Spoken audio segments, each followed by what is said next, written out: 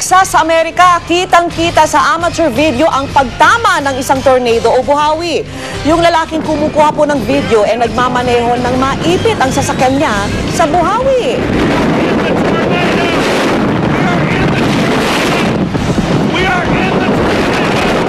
Lahat ng madaanan ng buhawi ay wasak. Kabilang na po ang isang paaralan at 5 bahay.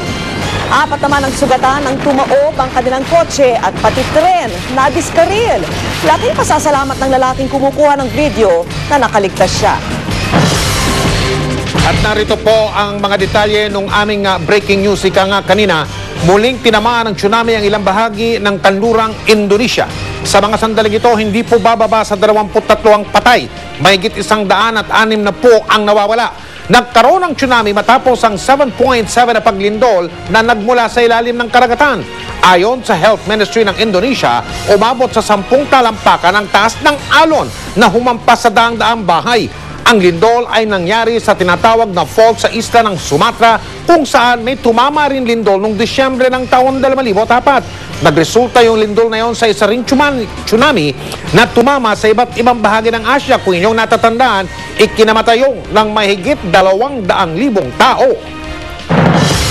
Mga kapuso, seryoso po ito. Alam nyo ba sa mga pagkakataong tabla o tie, ang bilang ng botong nakuha ng 2 o higit pang mga kandidato sa barangay at sangguniang kabataan election, hindi na kailangan magbotohan uli para matukoy kung sino ang panalo? Ang solusyon ng COMELEC, palabunutan o yung tinatawag na draw lots o di kaya na may toss coin o yung Cara Cruz. Ganyan ang ginawa sa isang barangay sa Dapa, Surigao del Sur o Surigao del Norte. Pasensya na po.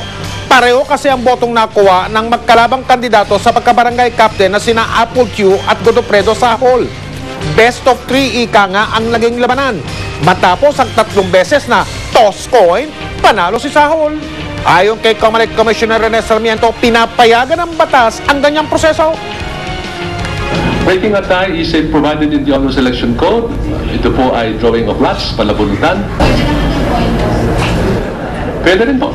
Kung 2 magkalaban, kung 3, medyo mahirap yun. Chika Minute!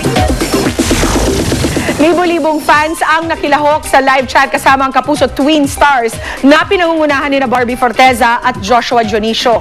Ang chikati ni Nelson Canlas. Ayun, kawawa naman yung nasa loob. Kaya mo na. Dali! Pupo kasi maayos. Wala naman eh.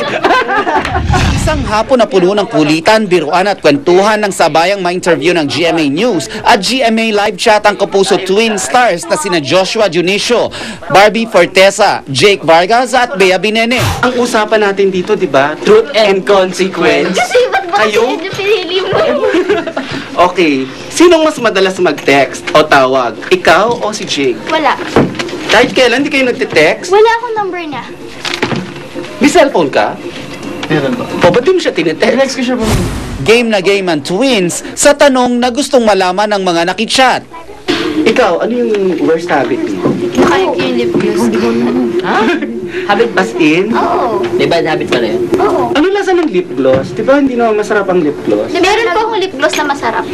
Dinumog ng chatters ang GMA Live Chat website. 17,000 questions lang naman ang pumasok sa website sa loob ng mahigit 1 oras. Kaya sinamantala na ito ng twins para iparating sa fans ang ilang magagandang advice.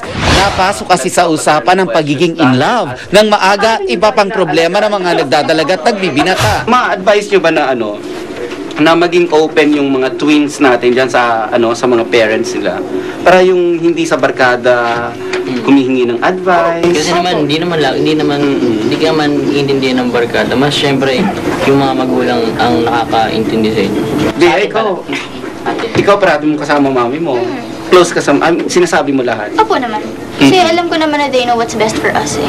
Yun. Oo. Tsaka dapat, yung mga parents din, unawain din kahit sabihin na natin na in love or nagka-crush para hindi sila nahihiyang... Unawain? Yes! Yan. Para hindi sila nahihiyang mag-open up nga. Nelson Canlas updated sa Showbiz Happenings. Kanina napag-usapan natin. More exciting chika sa aking pagbabalik. Tutok lang. At susunod, dating dating Prime Minister ng Australia binato ng 2 sapatos sa kanyang TV guesting. Jackpot sa Super Lotto ngayong gabi, posibleng umabot sa 100 at kalahating milyong piso.